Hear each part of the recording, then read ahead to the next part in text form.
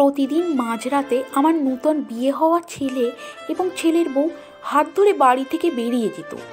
আমি শাশুড়ি হয়ে সেটা লুকিয়ে লুকিয়ে দেখতাম।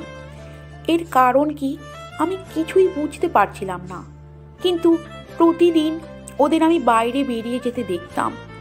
ওরা চোরের মতো লুকিয়ে লুকিয়ে যেত, কেউ যাতে না দেখতে পায় তাই জন্য। আমার মনে হতো যে জিজ্ঞাসা করি, তোরা কোথায় যাচ্ছিস, কিন্তু সাহস হতো না। একদিন আমি ওদের পিছু করি এবং জঙ্গলের মধ্যে ওদের যে অবস্থায় পাই তা দেখে আমার পায়ের নিচ থেকে মাটি সরে যায়। কারণ ওরা তো সেদিন সবাই মিলে খাওয়া দাওয়ার পর আমি, আমার স্বামী ও আমার মেয়ে খাটে শুয়েছিলাম, আর আমার বৌমা ও আমার ছেলে মেঝেতে শুয়েছিল।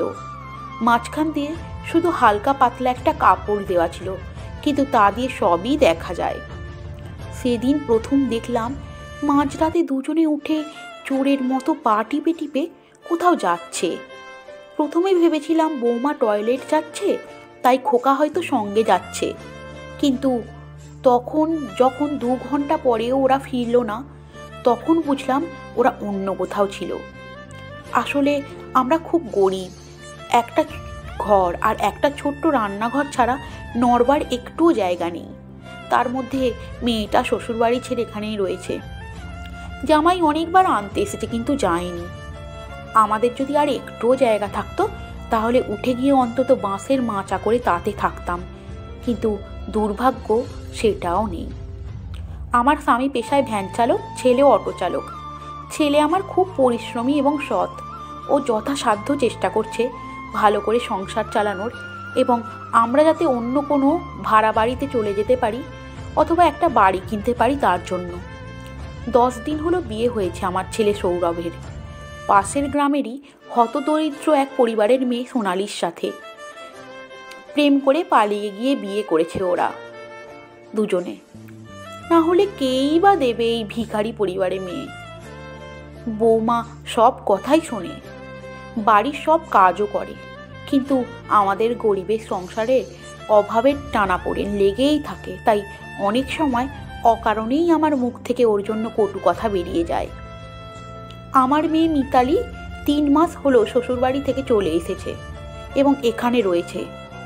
বৌমাকে 2 চোখে দেখতে পারে না, সব সময় ঝগড়া লেগেই থাকে। বৌমা খুব একটা কিছু বলে না, কিন্তু ননদ হয়ে ভাইকে তার বউয়ের সঙ্গে সহ্য করতে পারে না। একটা ঘরেই সবাই মিলে থাকি। আমরা বুঝতে পারি যে ছেলেটা বৌমাকে কাছে পাওয়ার জন্য ছটফট করে, কিন্তু সবার সামনে তা সম্ভব হয় না। সবাই ঘুমোলেও সেটা সম্ভব হয় না। যতই হোক একই ঘরে সবাই থাকি।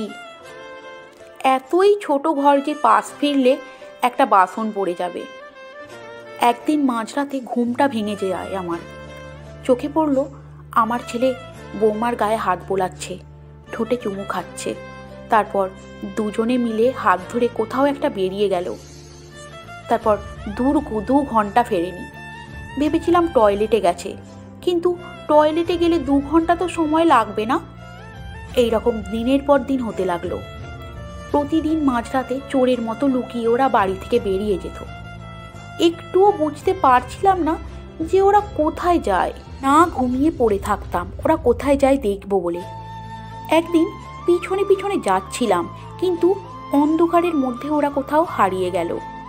যখন ওরা বাড়ি থেকে বেরোতো তখন ওদের মুখে খুব দুঃখ থাকতো, কিন্তু যখন বাড়িতে ফিরতো তখন ওরা হাসতো এবং আনন্দের সঙ্গে বাড়ি ফিরতো। আমি বুঝতে পারছিলাম না প্রতিদিন ওরা কি করে এবং কোথায় যায়। কথাটা জিজ্ঞাসা করার একদম সাহস ছিল না। মনে মনে আমি অনেক খারাপ খারাপ কথা ভাবতে শুরু করলাম। তারপর আমার ভয় হতে লাগলো যে ছেলেটা অসৎ কোনো কাজ করছে না তো।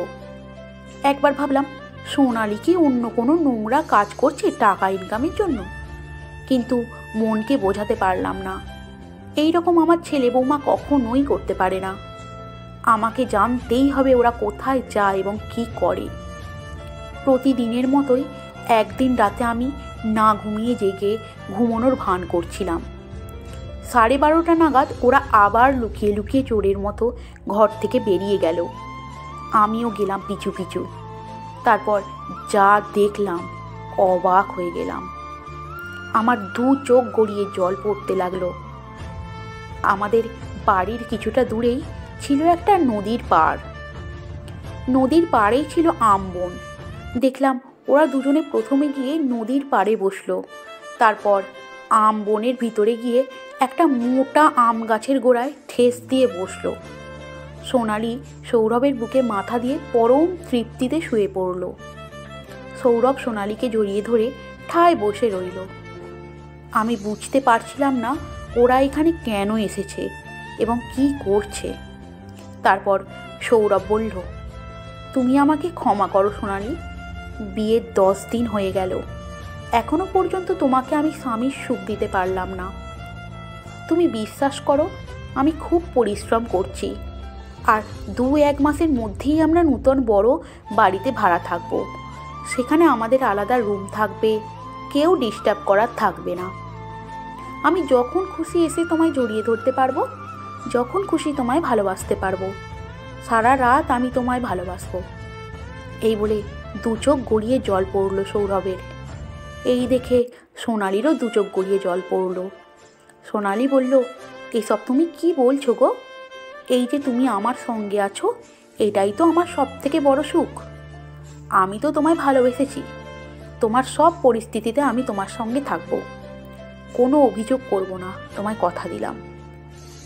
তোমার যত দিন সময় লাগে তুমি নাও, তাড়াহুড়ো করার কোনো দরকার নেই, আমি ভালো আছি। সৌরভ সোনালির মাথায় চুমু দিয়ে সোনালিকে বুকে টেনে নিল।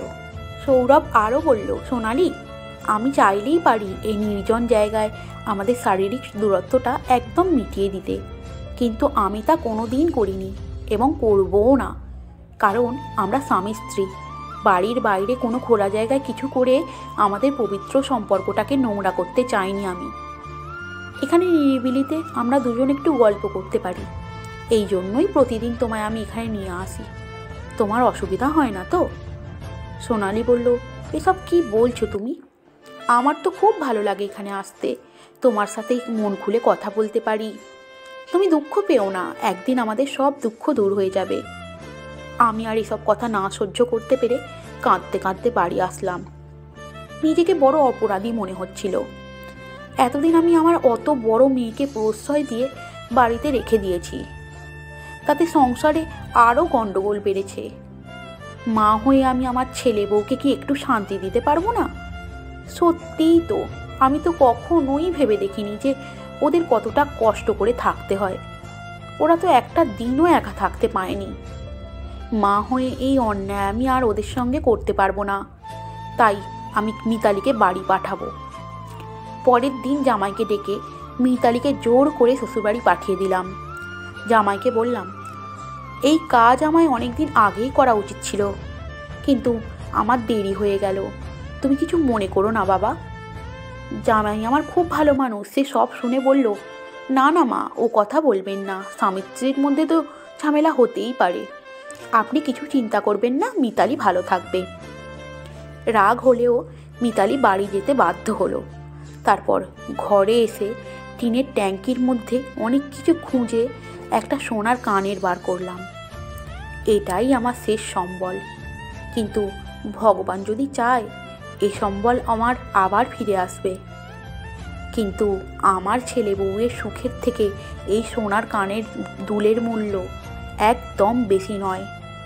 এই বলে অপেক্ষা না করে আমি দোকানে গেলাম, সেটা বন্ধ রেখে টাকা নিয়ে আসলাম।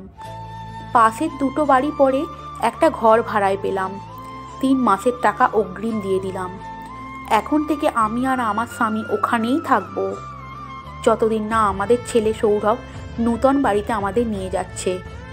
তারপর সব ঘটনা আমি আমার ছেলে বউকে খুলে বললাম।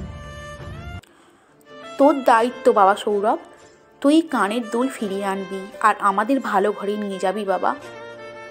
তোর বাবা ভ্যান চালানোর টাকায় তার ওষুধের খরচাই চলে, তুই তো জানিস।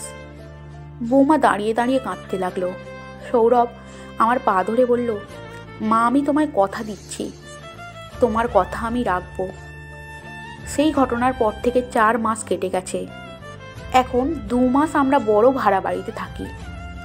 আগের থেকে অবস্থা আমাদের অনেক সচ্ছল। বৌমা একটা কোম্পানিতে কাজে লেগেছে, আমি বাড়ির কাজ করি, ছেলে আমার অটো চালায়। কিছু দিনের মধ্যেই আমাদের একটা ছোট্ট নূতন বাড়ি হবে, এই আশা করি। সেটা হবে নিজেদের বাড়ি। নমস্কার, আজকের গল্পটা এইটুকুই। গল্পটা শোনার জন্য আপনাদের অসংখ্য অসংখ্য ধন্যবাদ। যদি ভালো লেগে থাকে চ্যানেলটি অবশ্যই সাবস্ক্রাইব করবেন। খুব ভালো থাকবেন সবাই। নমস্কার।